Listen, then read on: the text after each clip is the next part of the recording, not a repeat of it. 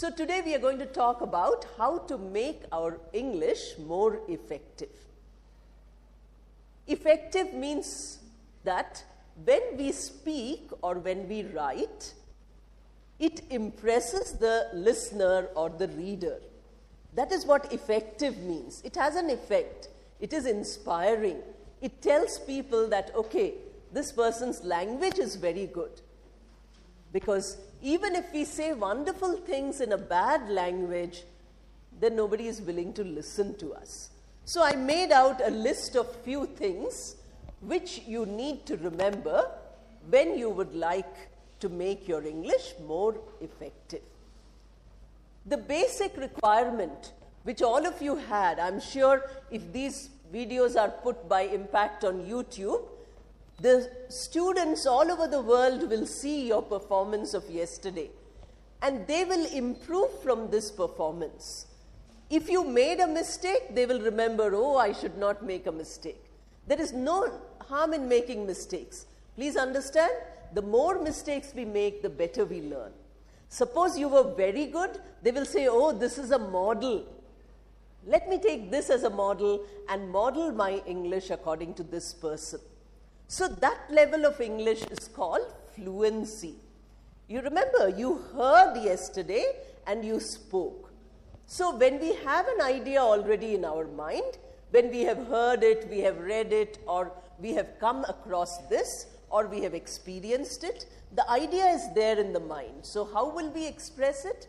We will express by using words in the correct order, which we call as the structure of the English language, what you learn in your grammar books. That is the structure.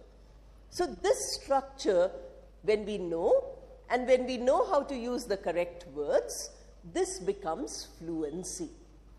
Fluency means we don't have to think, stop, translate, and then tell.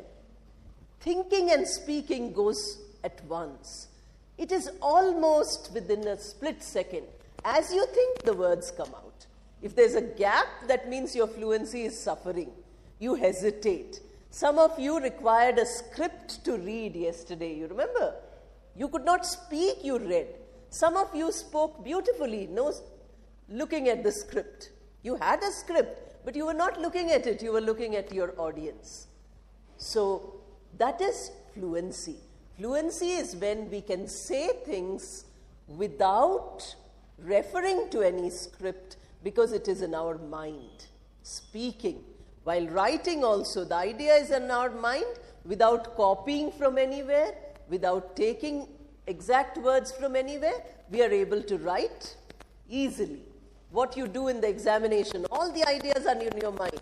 You get the paper and you start writing, 20 pages, 30 pages in 3 hours. Fluency, very well spoken and written. But more important for effective English than fluency is accuracy. So we have to first concentrate. Suppose you're a new learner of English. Then you first concentrate on fluency. Get the English with making 100 mistakes. Remember how we learned to walk. I always give this example. When we learned to walk, we fell down 100 times. We didn't feel embarrassed. I don't think anybody remembers feeling embarrassed. Today, if you fall down, how do you feel? Everybody laughs at you. You also feel very embarrassed. So when we are learning something, we are allowed to make mistakes. The more mistakes we make, the better we learn. So don't be scared of making mistakes. In a new language, always the fear is maximum. When you come here, you might also feel a little nervous. Everybody feels like that. But if you feel a little nervous, it's very good. If you feel very nervous, it is very bad. A little nervousness gives the right kind of fluids in your body to come and help your performance better. That is important. If you're very casual, you can't learn anything. Always remember that. Being very casual, we don't learn. We think, oh, I'm the best, why should I learn anyway? We can't do that. We have to always learn. So accuracy means what? First, look at your English from the level of structures. Many times we make mistakes in the use of structures.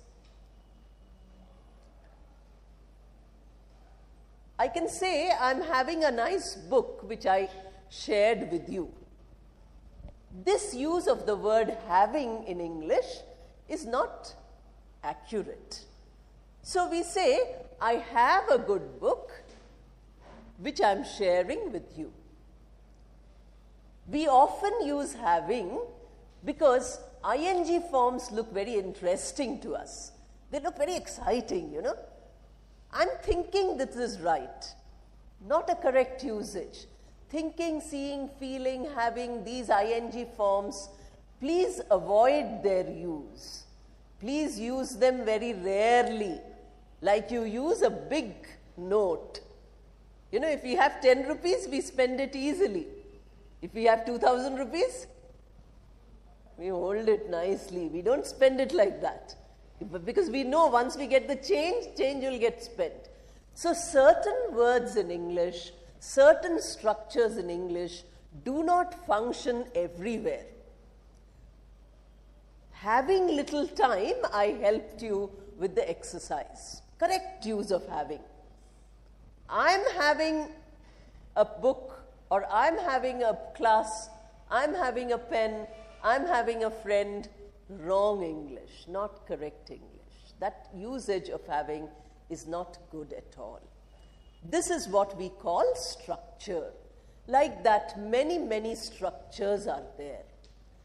Now, yesterday in one story I told you, three friends were passing through a forest. Now, suppose we say three friends were passing to a forest.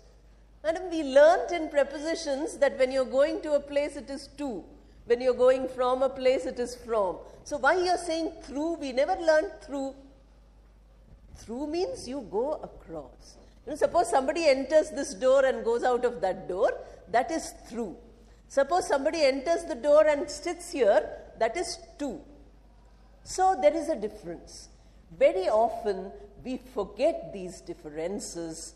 We do not have accuracy. Sometimes we use two words which have the same meaning. This is called as redundance. I went to your library yesterday. Oh, I thought I'll get a book for your library. I forgot. Maybe someday I'll give you. There's an interesting book I have, Poet Saints of India. I thought if I donate one to your library, some of you might read who are interested in Indian culture, Indian civilization, etc. This book was very often used in the US also as a, study material. So when we have this redundance, we say library. I return back my book to the library. Return means give back. So what are you getting? I give back. Back 2 times. We don't need. Return itself has inbuilt back inside. So that is accuracy. Like that, whenever you use language, whenever you listen and read, I'm not telling you speak and write. Today I'm only talking about listening and reading, because all these mistakes we can correct when we read more, we listen more of good English. Listen to good English. You have so many channels of English. You have so much material on videos. Every day we get wonderful videos by WhatsApp where the English is excellent. We have English songs. It's a wonderful exercise to take the songs of the 60s, take the words also which are available online, sing it along. In basic courses of English, I have often made the students sing. And then they enjoy the singing because the words are very beautiful. We have beautiful hymns. Hymns are, like our bhajans, Christian songs. The words are so beautiful and the tune is so nice. Your pronunciation improves, your intonation improves, your vocabulary improves. Take My Hand, Precious Lord by Jim Reeves. So accuracy comes when we expose ourselves to good English at all times, listening and reading good English. If you love reading books, read good books of Agatha Christie.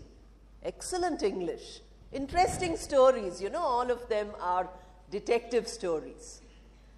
You can also read, if you're interested, some novels of romance. You have Georgette Hare, very beautiful Regency romance books. English is excellent. I'm not bothered about the story now. I'm not telling you about the story. I'm only telling you about the language. You want to improve your vocabulary, which is the next point of accuracy. Read P.G. Wodehouse.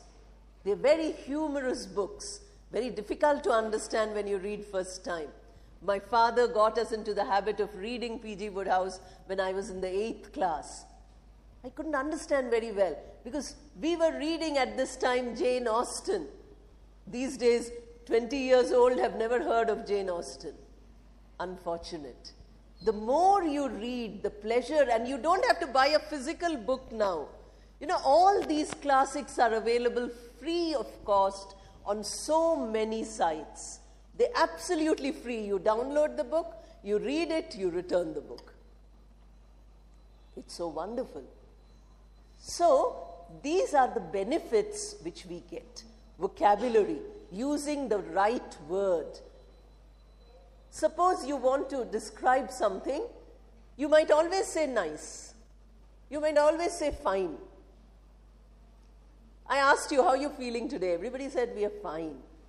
That is an English, British way of saying, how are you? I'm fine, thank you. The Americans will say, how are you? I'm good.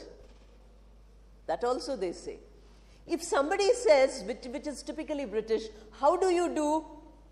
You can't say I'm fine, you have to say how do you do. The reply to how do you do is how do you do. These are all significant points. And people are trying to go back to one single standard instead of having these variations. Whether we will achieve it or not, we don't know. Let me address a very important point, and that is the fear of the language. The fear of the language comes because we do not have faith in ourselves, self-confidence, that we are able to use the language. The only way to overcome this fear is to develop your self-confidence. How will you develop self-confidence in the use of language? By practicing the language more and more. You might feel that 1 hour English class is enough, but it isn't. English now, if you want to overcome your fear, is a 24-hour project for you. Because all your studies are in English. There are many people who do not know even a single sentence of English. Can they learn? They are very scared. Yes, they can learn. How did we learn any language? Please understand. A child learns a language because the child is unself-conscious about mistakes. The adult is self-conscious about mistakes. You feel scared to make a mistake. You feel if I make a mistake, it will be a terrible crime. I cannot afford to make mistake. From day one, I should start speaking excellently. That is never possible. Unless we make mistakes, but we continue to practice in spite of making mistakes, we can never learn. Even today when I speak Telugu, there are many people who laugh at me. My own teacher will tell me, please don't spoil this language. My mother tongue is not Telugu. But I speak fluent Telugu. I can scold my students in good Telugu. I can do all those. I can read and write Telugu. I can do everything. But it's not my mother tongue. I have a different mother tongue. And therefore, you must remember that I also must have struggled to learn this language. I still make mistakes after using it for so many years. 30 years I worked in the Osmani University where I spoke in Telugu as much as I spoke English. So after 30 years, I'm still making mistakes. So you want to overcome your mistakes in 1 day, 1 month? Madam, I have an exam tomorrow. Can you teach me English? Not possible. English is not magic. English is not miracle. English is hard work. So the only way you will overcome fear is if you practice regularly. Practice does not mean only practicing to speak. Practice means LSRW. Please understand. Keep your time listening. From 10 to 4, I'm in college, so I'm listening to English. Your teachers speak to you in English. Your lecturers teach you in English. So you're listening to English. Then many people say we have no exposure to English.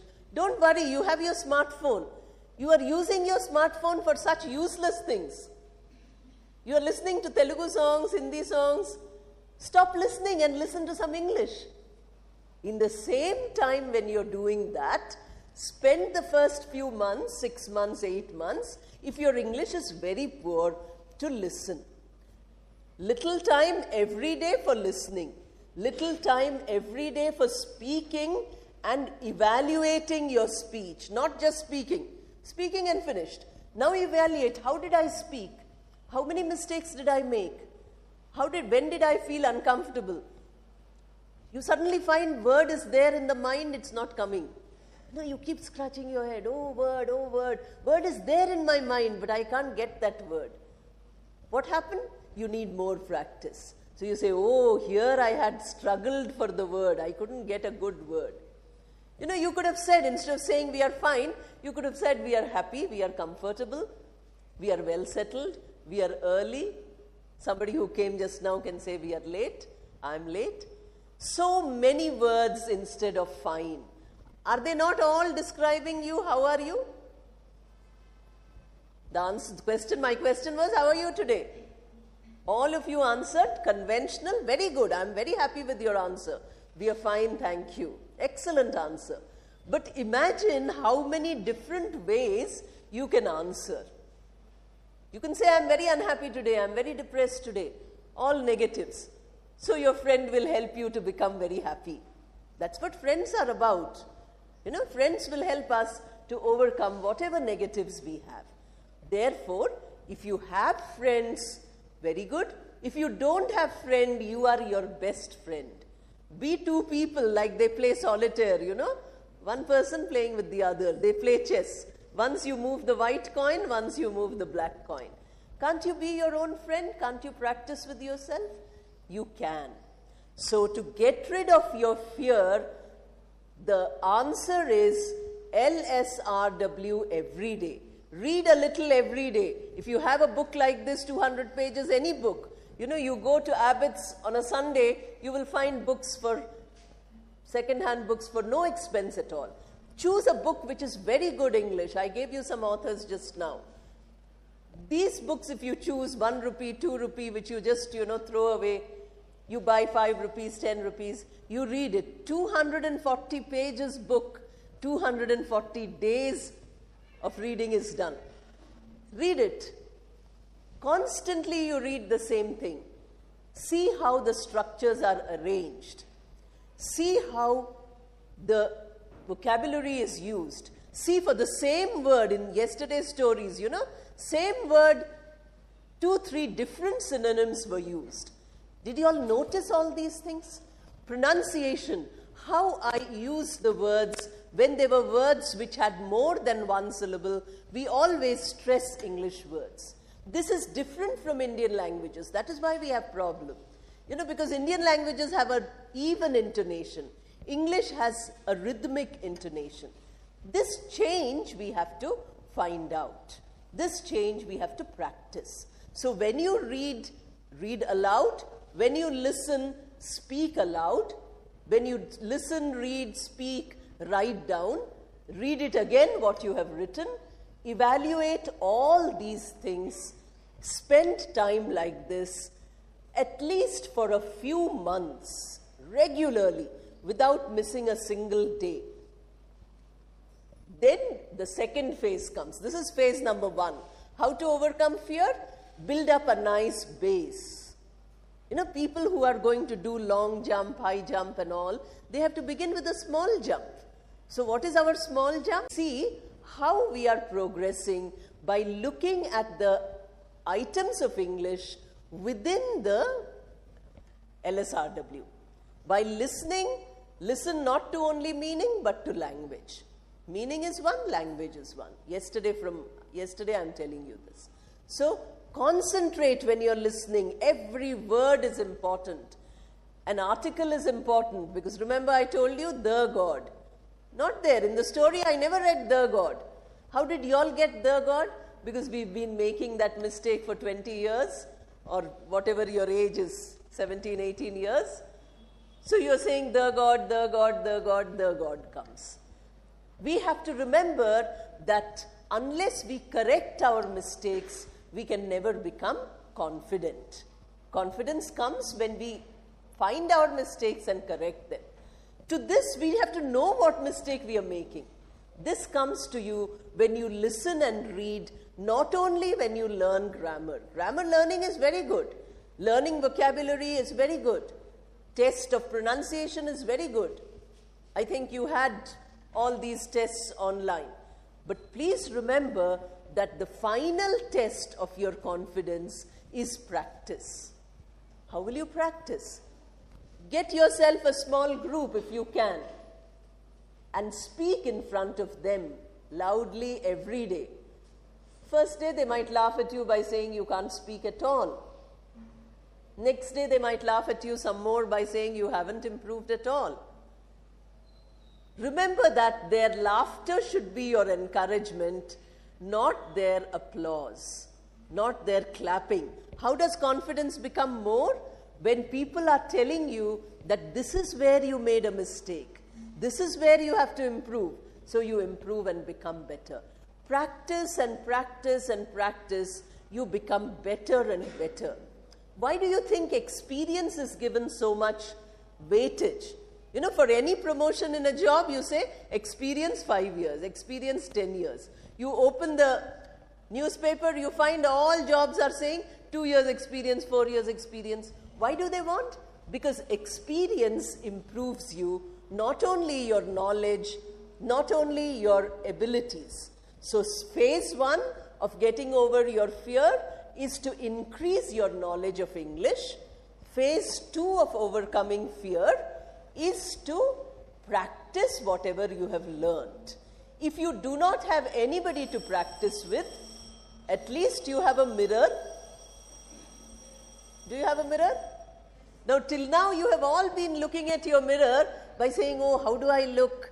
How's my nose? How are my eyes? How do others view me? Don't do that.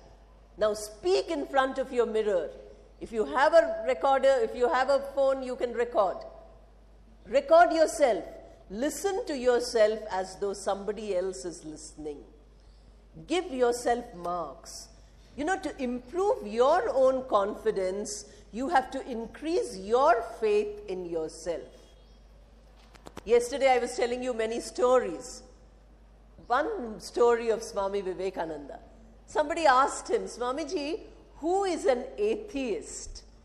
Yesterday I told you, atheist is a religious definition. You know, people who don't believe in God, they are called atheist. But Swamiji was a very scientific person. He never wanted to give like that. Everything he made rational.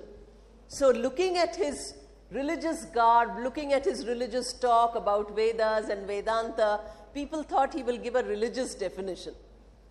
Swamiji gave the definition by saying, I call him an atheist who does not believe in himself.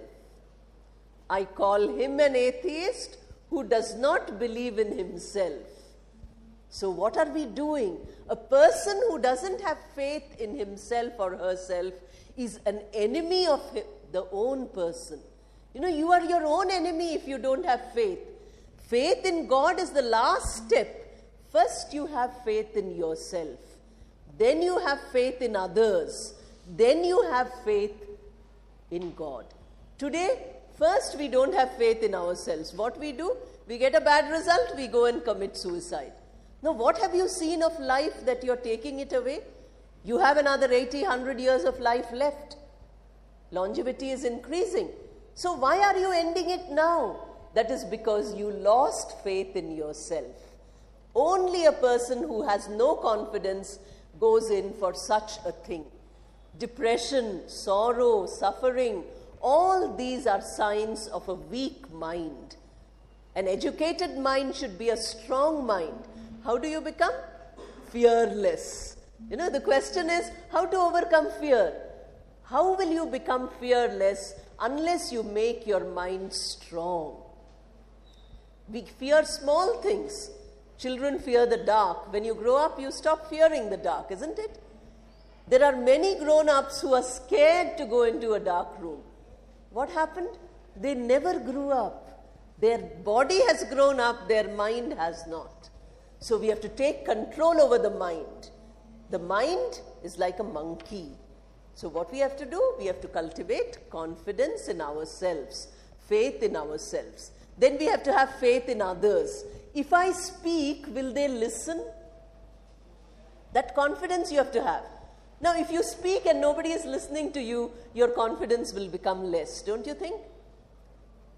Tell your friends that you're good so that their confidence increases. Human interaction, interpersonal skills increase our confidence. On a day your lecturers tell you you're good, you've done well, many times I told you you've performed well, don't you feel more confident? But what are we doing to each other? We are saying, oh, this one is useless, that one is useless, let us kill this one, let us harm this one, let us burn this one. What are we doing? We are showing our mind, which doesn't have confidence in ourselves, destroying our confidence in others. We cannot live unless we have confidence in others. And finally, there are things which is beyond our control. We say, okay, let us leave it. That is called faith in God, where we have no control, where we don't know how to control it. You know, if you want to sleep late in the morning, can you say, sun, please do not rise? The sun will rise, you know, it's a mathematical calculation. They can tell you hundreds of years later when the sun will rise on 17th of December. Do you understand? So these are not in our control. If I say that I have control over these things, I'm being foolish. What I have control on, if I'm able to control those, I become self-confident. So your aim is to build up the language, first step, to practice the language, second step. Practice does not mean speaking and writing, please understand. Practice means listening also, reading also, because these are all important aspects of practice. We cannot say that we are practicing only speaking and writing. Finally, when you are using the language for others, when you have become confident, when you have overcome your fear, then you will find that you need to only use speaking and writing. But as long as you are trying to build up your confidence, you're trying to overcome your fear, you have to first concentrate on your English. How you can improve whatever level you are. If you're at 50% level, how to improve the remaining 50%. If you're at 80% level, how to improve 20%. If you're at 0% level, don't get frightened. You know, it is an exciting journey of 100% improvement. Nothing to feel depressed about. Nobody comes to the world knowing a language. We all learn a language. Please understand, you were not born with your capabilities of speaking. You acquired it. So we can all acquire it, but unless we practice regularly, we can never overcome our fear. If you listen by sitting on the chair, you will find that you're very happy to listen. When you have to go away from the college, you say, oh, listening is finished. Now I don't want to leave college because how will I get a job? I'm used to sitting and listening only. That doesn't help. You can't stay your whole life in the college and listen to your lecturers speaking. You have to go one day. If you come into the teaching profession, you have to lecture. How will you feel? You will feel lack of confidence. It is not only you, everybody feels. I told you my own example yesterday. Do you remember? The first day I went to teach, 50 people in front of me. I was fresh from MA. I was shivering. There was a time 10 years later when I had to prepare for 5 hours to give a 1-hour lecture to the MA student. Imagine how much of confidence it is required. Because if I did not prepare, I would have no confidence. Do you understand? We all have fears. Fear is a very powerful human emotion.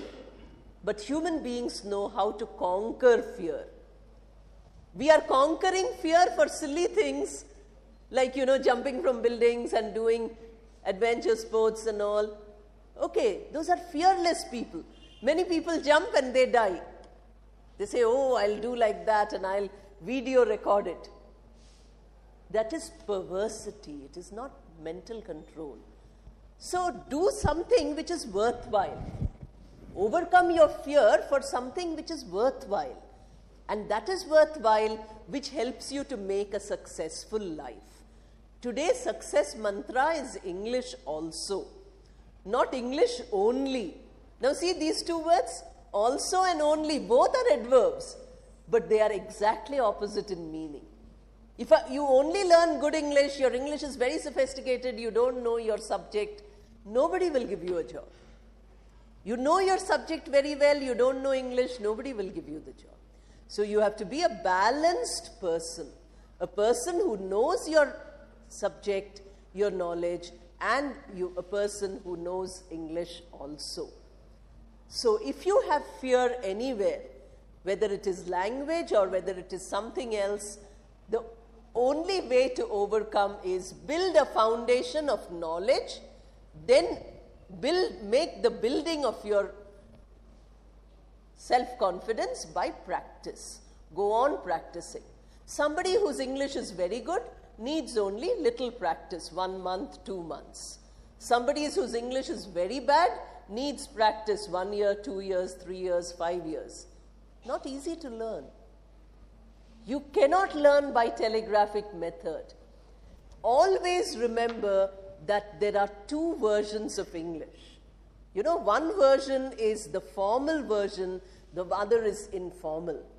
For all social media, for all your friendly conversations, use messages, exchanges, use your informal English, no problem. But make a distinction that here I cannot use that. It is because we are forgetting the distinction, we are learning only one version and we are scared that, oh my God, am I making a mistake? Fearing that you make a mistake is a first step to correction. It's like getting fever and saying, I don't want to go to the doctor. I don't want to take medicine. That's not correct. If you have fear, please take. If you have fever, take medicine. Like that, if you have fear, overcome your fear. Overcome doesn't say, oh, overcome fear, that doesn't happen.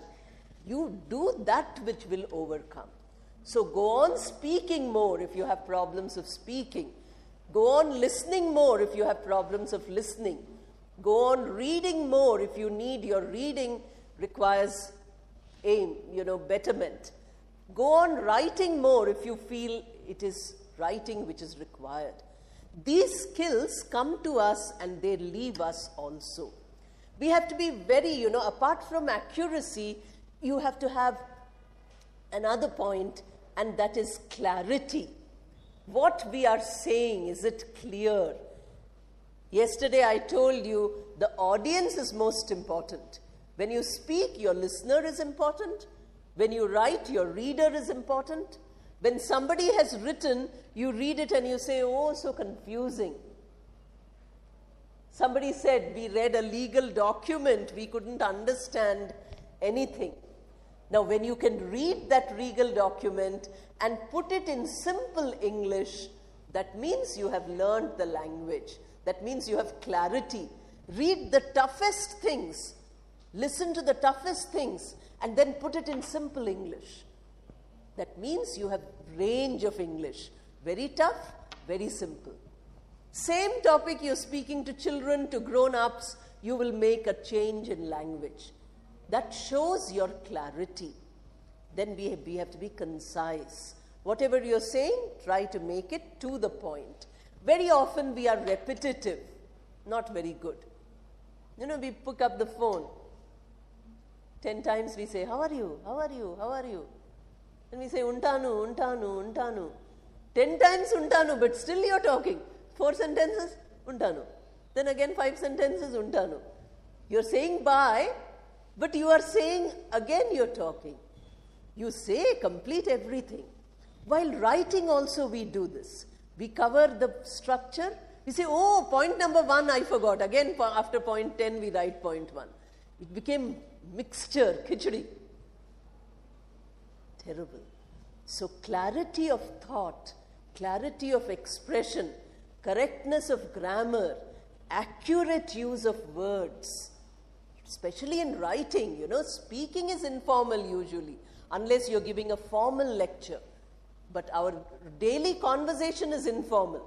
We can use words loosely, but formally when you're speaking to a group, when you use language loosely, then you have lot of controversial things.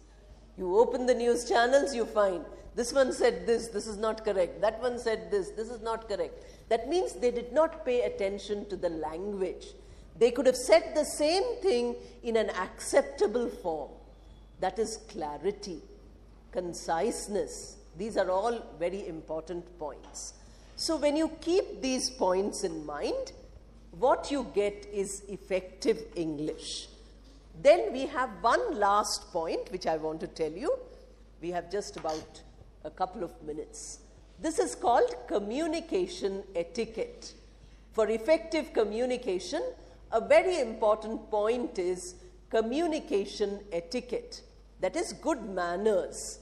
That is courtesy. How we speak. To whom are we speaking and how are we speaking? Very often we find that we speak in a very rude way to people we think who are inferior to us. We are casually rude to them. Hey, you come here.